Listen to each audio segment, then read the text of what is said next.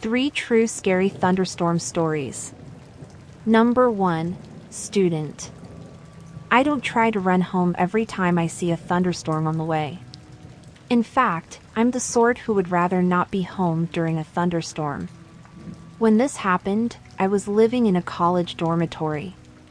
It was my sophomore year of school and I was rooming with a good friend named Peter that I had made during my previous year. So, we got along great. I just don't want anyone to think that there was anything at home that kept me from going back. No, I just really like being out in the storm. And no, that doesn't mean I like being rained on, because although it likely doesn't bother me as much as it might bother other people, I don't particularly care for it either. What I do like is being at a cafe, a bookstore, hell even a Walmart, during a storm. When I got out of class, I saw that the sky was very, very dark. The pressure was dropping and I could tell that there would be quite a storm on the way. I opted at that point to head on over to bookstore coffee shop that I mostly liked to study in. I figured most students would be headed back to their dorms and the place would be empty. Well, I was definitely right about the place being empty. Other than 2 employees, one on the bookstore register and the other a barista, there was only me and one other person in the place. It wasn't a big store, like a Borders. It was a little place. There was a table right by the window that I put my stuff on and I could watch the storm from there. I barely made it before the rain began to fall. And it fell hard. I was working on my laptop, running some statistics through SPSS and really having a calm, nice time.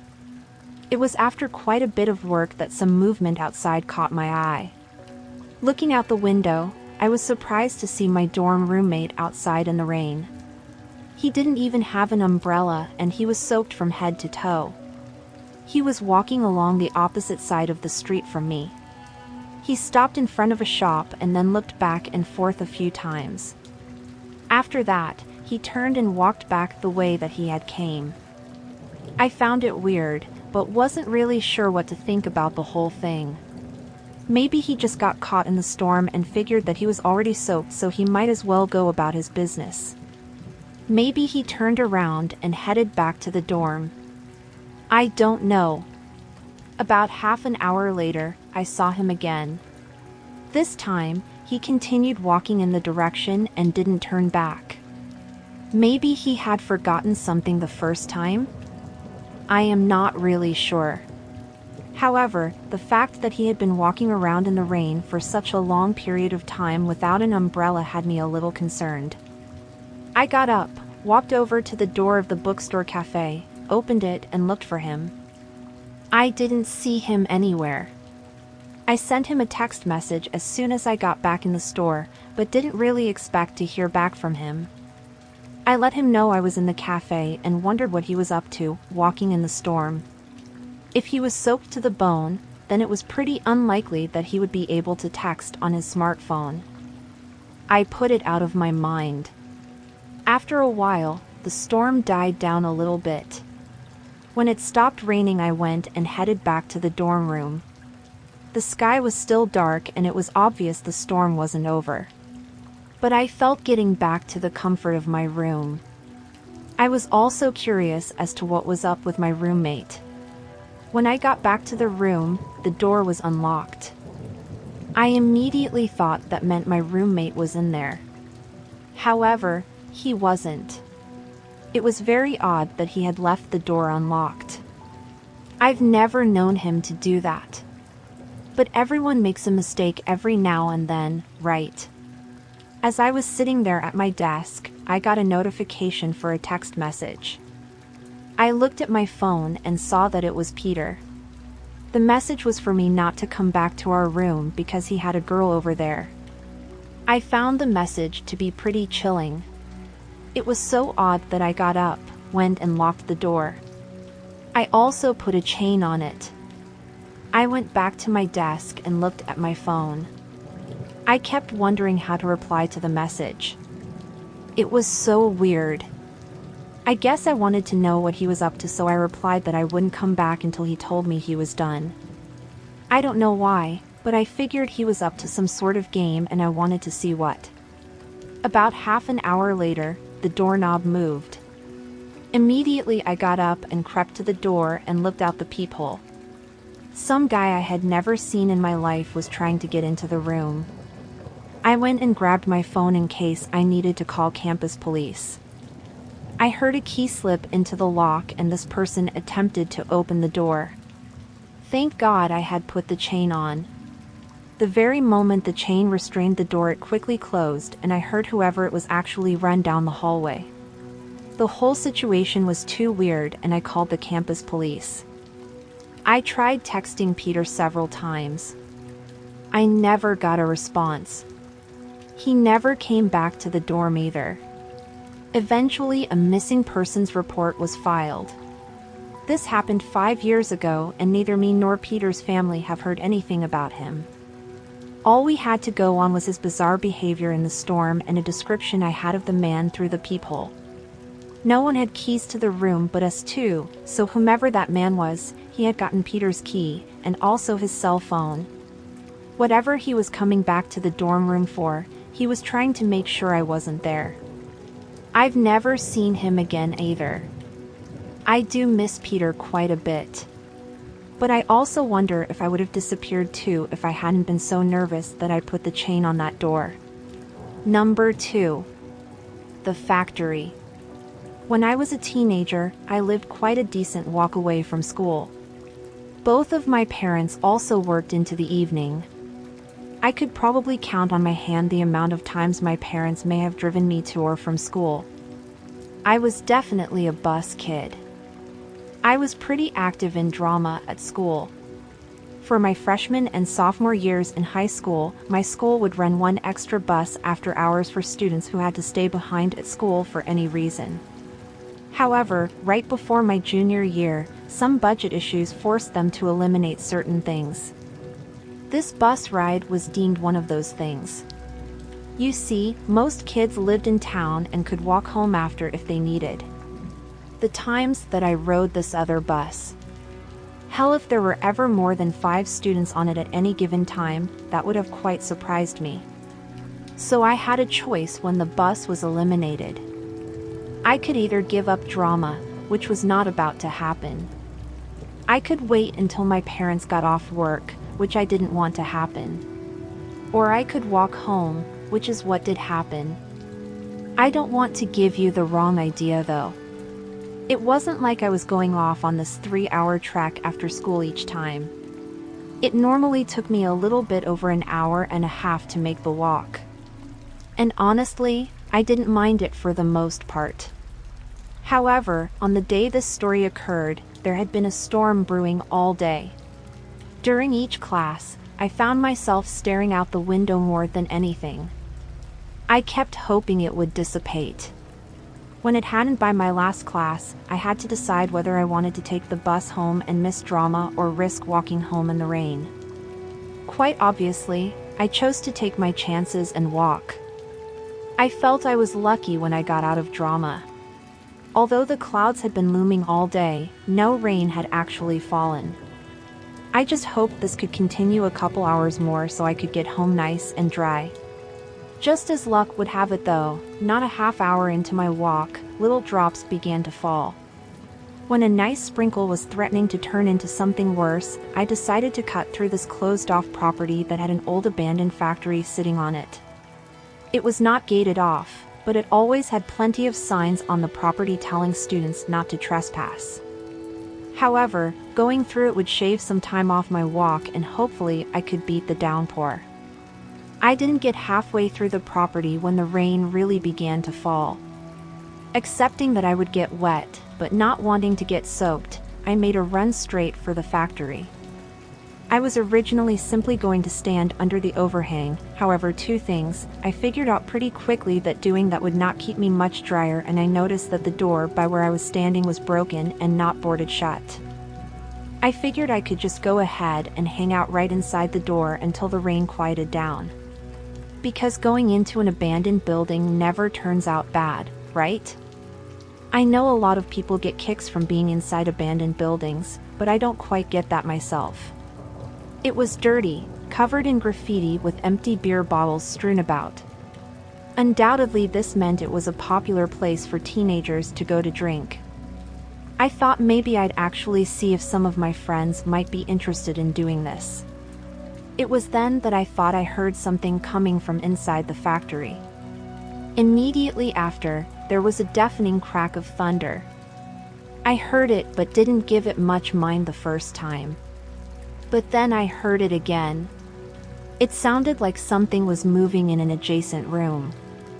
I told myself it was likely a snake or a rat, but I also realized that the storm was rather loud actually. Whatever I was hearing was definitely bigger than that. I considered simply running back into the storm. It was really coming down now, however. I would have been soaked in an instant. And for all I knew, what I was hearing was probably nothing big. It may have been a cat, and I decided that it probably was a feline. There was another ear-destroying crack of thunder. And then I definitely heard what sounded like an awful moan or something. I thought that I must have wandered into something I probably wish I hadn't. I almost thought about leaving and going into the rain, but when I heard the noise again, I decided to follow it and see what was going on. Wow, my heart was beating so hard as I walked around the corner. I saw the open door to the room, and after taking a moment to catch my breath, I turned the corner and looked in. I was freaked to see a girl about my age in the room. Her hands and feet were bound, and she had a gag in her mouth. She looked at me with pure terror on her face. After taking a moment to recover, I ran over to her and began untying her. When I ungagged her, she gave me a hug like she knew me. She then got up and insisted that we leave the building right then. I tried to get her to explain, but she ran past me. We both ran into the rain, immediately being soaked. We were closer to the school than my house, so we ran back there when she called the police. The girl had been abducted by 3 guys around my age. In fact, 3 guys who went to my school. She didn't know why they had left her there in the factory. But they tied her up and dropped her off there. She was expecting them to come back for God knows what, but I guess fortunately I got there before them. I don't want to really go into what happened afterward. Although no one was physically hurt, the girl was mentally. However, no one was punished for what happened either. I hate thinking about that. Number 3. The boogeyman. Kids always find people to which they ascribe attributes that come purely from the imagination. I think most people make up stories about people that they really don't know, and most people don't ever find out if they are. When I was growing up, there was a man who lived across the street. No one really knew much about him. Or at least we didn't know anything real about him. He was sort of the neighborhood boogeyman. But it was quite understandable if you looked at his house and his behavior. The house was old, it hadn't been painted in forever. A few of the windows had old plastic covering them, which had been there for a long time. His lawn was dead, it was mostly dirt with a few scraggly bits of vegetation here and there. There was a dead tree in the front yard, and an old tire strangely hanged from its only branch. For the entire time he lived there, it was always there. Of course, no kids had ever played on it, since kids would rarely if ever dare to go into his yard. In addition, there were some old toys and decorations in the yard. The man's name was Mr. Ryan. I am not aware of what his first name was, because at the time I would have never even wondered what an adult's first name was. He was an older man, probably in his late 60s. He was bald, except for a little bit of gray on the side and back, almost like Patrick Stewart. However, Mr. Ryan was not affable like Patrick Stewart. He always looked especially mean, and I could never imagine anyone wanting to approach him. He never talked to anyone, and rarely left his home. We all assumed he was retired. Naturally, there were all sorts of stories about Mr. Ryan. The most popular one was that he had killed both his wife and son many years earlier. He had gotten off on a technicality and was ostracized by the community. I doubt this was true though, as I had only heard it from other children and never an adult. People would often hear sounds of banging and power tools when they walked by his house. Often this would be at night while there was blue light shining from his windows. Odd that a man would do that sort of work in the middle of the night. But of course, we didn't know what kind of work it was because he never talked to anyone. When I was 12 years old, I was a latchkey kid. One day, the school bus dropped me off when a thunderstorm was looming. Quickly, I ran into the house and locked the door behind, mostly happy that I was not getting wet. About an hour later, the storm finally broke. It was almost like it was nighttime, but it was occasionally lit up by a bright flash of lightning, followed by deafening thunder. I don't know if 12 years old is too old to be afraid of thunderstorms, but I know that I was pretty scared. I always locked the door when I got home. I got on the couch, wrapped myself up in a blanket, and tried to simply watch television and forget the fact that it was storming outside. Only maybe 20 minutes after the storm began, the lights and TV flickered before the electricity went out. The house fell silent. I was terrified, but I kept telling myself that there was no issue. I don't know exactly what made me do it, other than the fact that people sometimes feel a tendency to check outside when the electricity goes out to see if it is just them or the entire neighborhood. But I got up the nerve to get up and walked over to the window by the front door. Looking out, I could see that across the street, Mr. Ryan's lights were on his porch. He had electricity. I looked to the house to the side and also, their porch lights were on. It was just me. In a moment I will never forget, a strike of lightning lit up the sky and the entire neighborhood. And in that moment, I saw Mr. Ryan walking up the sidewalk on the side of my house. It was only for a brief moment, but he was on our property. Coming from the back of the house, he could have shut off our electricity. Frightened, I ran over to the couch and curled back up in my blanket. Not long after, I heard someone trying to turn my doorknob. It was locked, but it continued to rattle a little bit. I hadn't hooked the bolt though. Gathering up every nerve I had, I ran over the door quickly, bolted it, and ran back to the couch. There was another flash of lightning and I saw someone at the door through the window. I had no doubt it was Mr. Ryan and I knew he was trying to get into the house. I grabbed the phone and called my dad. He told me that he would call the police and hurry home. He told me to go and lock myself in his bedroom. I did that. I was on the bed and scared of every noise I heard. Eventually, I did hear the door open. I was terrified when I heard someone running up the stairs. However, I felt relieved when it was my dad telling me to open the door. When he had arrived, Mr. Ryan had already left. He hadn't tried to break into the house, I guess. I doubt the police, when they arrived, even believed me. They knew about the stories people told about the old man. However, my dad informed them that someone had opened the power box outside and thrown the switch that cut off the electricity. Because of that, they went over and spoke to Mr. Ryan. My father also had a talk with him. They never told me what they talked about, and Mr. Ryan never came back to the house. The very few times I ever saw him though, he would always give me a look that made my blood run cold.